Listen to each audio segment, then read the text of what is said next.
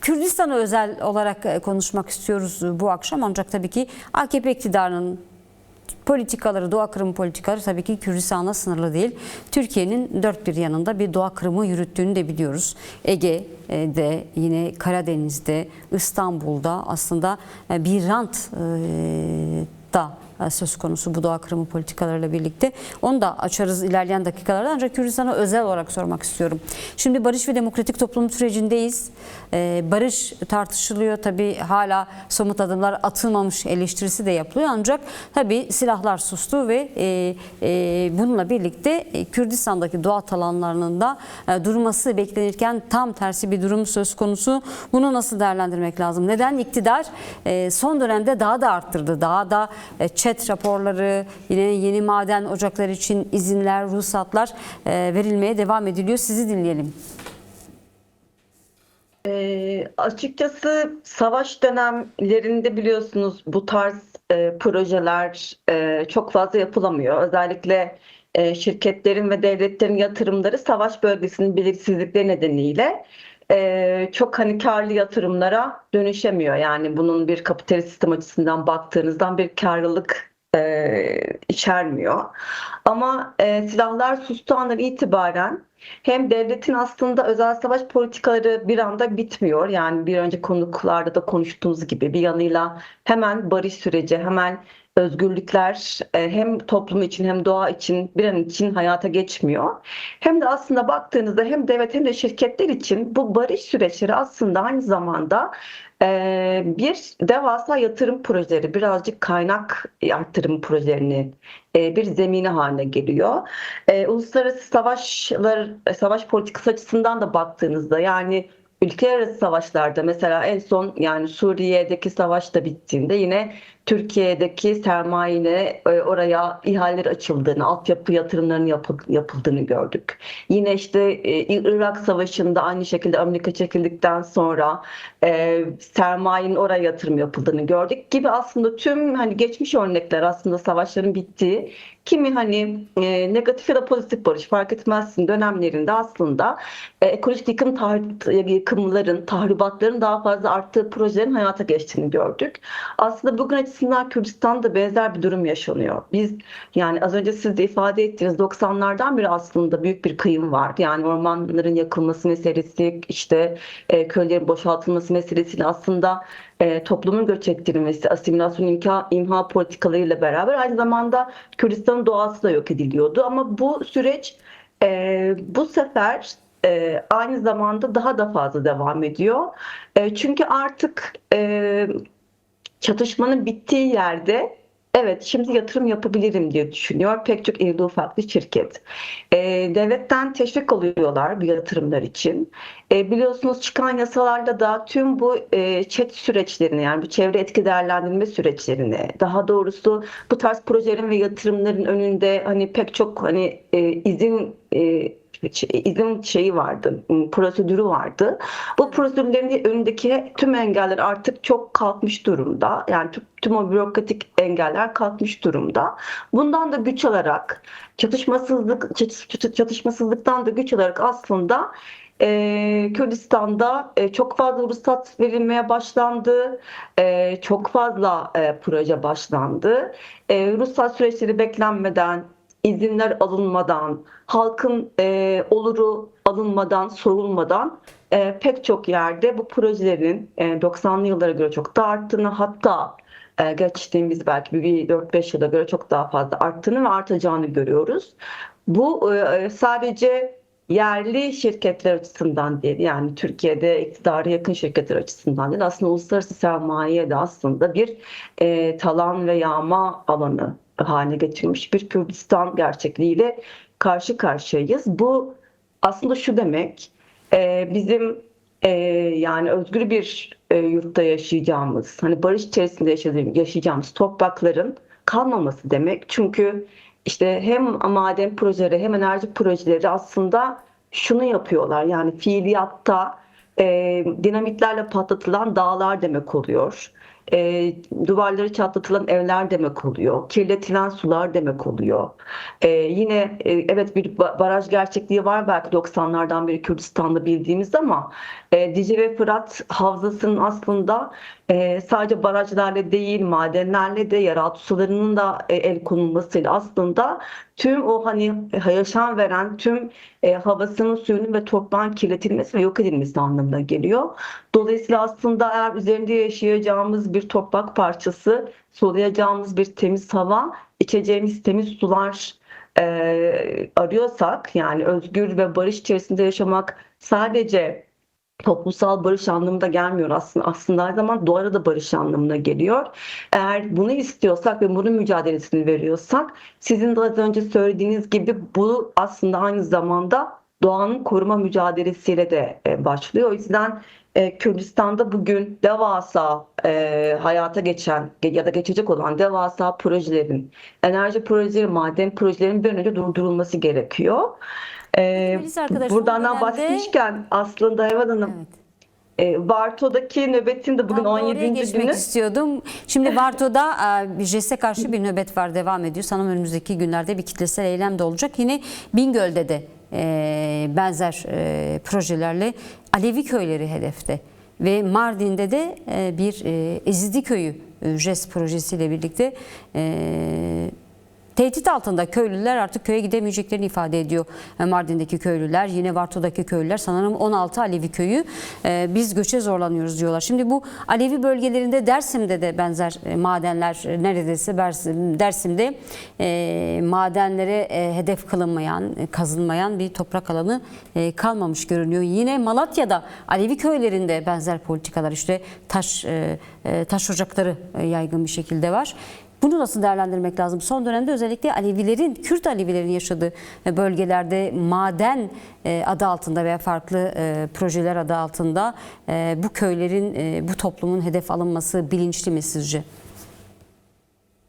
Biz ekolojik yıkım projelerini sadece bir doğayı yok ediş projesi olarak görmüyoruz zaten. Yani bu projeler aynı zamanda tüm o kültürel zenginliğimizin, tüm yaşam birikimimizin, tüm dini inançlarımızın aslında yok edildiği bir araç olarak da görüyoruz. Yani ekosoykırım diye de aslında tarif ettiğimiz yer yer noktalara varıyor bu.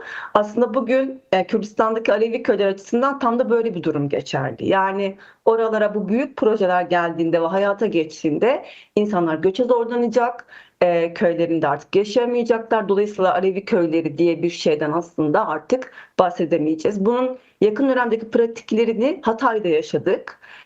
Yani deprem sonrası Hatay'daki tüm kentteki, yani o hem çok kültürlülüğü hem de ağırlıklı olarak Alevilerin yaşadığı mahallelerin özellikle Samandağ'da dağıtıldığı, TOKİ evleri yapıldığını, yine arazilere el konulduğu pratiğini yaşadık.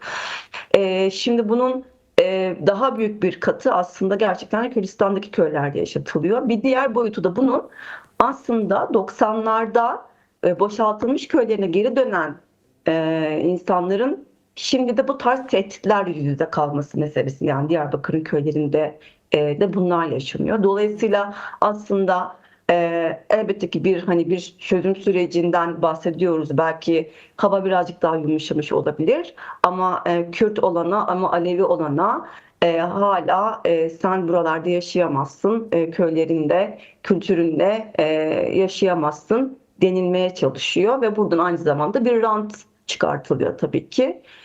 Ama şunu söyleyebiliriz. Alevi köyleri çok uzun yıllardan beri direnişi, yani özellikle Kürt Alevi köyleri direnişin aslında destanını yazan köylerdir. Yani böyle demek abartı olmaz sanıyorum ki. Yani Dersim coğrafyasında, Gımgım coğrafyasında bugünkü direnişlerde zaten dile getirdikleri şey bu. Yani biz direnmeye bugün başlamadık. Biz ilk defa bu baskıyı bugün görmedik diyorlar. Dolayısıyla aslında bir yanıyla bu ekolojik yıkım projeleri bu köylere gelirken aynı zamanda şunu da görüyorlar. Yani güçlü bir direniş aslında onları bekliyor. Batı'da pek çok yerde bu tarz projeler geldiğinde önce gidip biz insanlara anlatıyoruz. Bakın bu proje size böyle bir kötülük getirecek, buradan bir göçü getirecek beraberinde. İşte havanızı suyunuzu kirleteceğiz diyoruz diye anlatmak zorunda kalıyoruz. Ama işte Varto'da ama işte Dersim'de ya da Malatya'da zaten insanlar bunu biliyorlar ve öğrendikleri andan itibaren direnme kültürünün getirdiği bir birikimle de biz bu projeleri istemiyoruz, izin vermeyeceğiz diyorlar. 17 gündür nöbet tutuyorlar şu anda sizin de söylediğiniz gibi Gımgım'da. Projenin başlayacağı köyde 7/24 nöbet tutuyorlar. Her köy bir gün nöbeti devralıyor. Yarın itibariyle şirketin sondaja başlayacağı söyleniyordu. O yüzden bugün itibaren nöbet alanı biraz kalabalıklaşmış durumda. Yarın da gidenler olacak. Çünkü sondajın yapılmaması gerekiyor. Yani yerin altındaki sıcak sulardan enerji üretimi projesi bu. Bunu izin verdiğiniz takdirde dediğiniz gibi hem köyler boşalacak, hem meralar yok olacak, hem yeraltı suları aslında kullanıma girecek ve kuraklığa neden olacak. Yani Varto gibi bir coğrafyada aynı zamanda hani Uşak'ta daha fazla, Denizli'de daha fazla yaşandığı üzere hem kanser vakaları yani bir halk sağlığı sorunu yaşanmaya başlayacak. Hem de devasa araziler boyunca da çok ciddi miktarda kükürt kokusu yine hani nefes almayı zor kılacak. Çeşitli ağır metallerin havaya karışması gerçekleşiyor olacak. Bu yıkım gerçekten mücadele etmeden durdurulabilecek durumda değil ama dediğim gibi sadece doğaya yönelik yani Kürdistan'daki bu projeler, bu artan ruhsatlar meselesi gerçekten sadece doğayı yok etmeye yönelik değil, hala daha toplumu çözmeye, köyleri yok etmeye ve insanları yaşadıkları yerlerden sürgün etmeye, yoksullukla ve başka yerlerde geçim derdiyle onları yüzde bırakmanın bir aslında toplum matematiği mühendisliği diyebiliriz. Peki son olarak tabii ki barışı konuşuyoruz.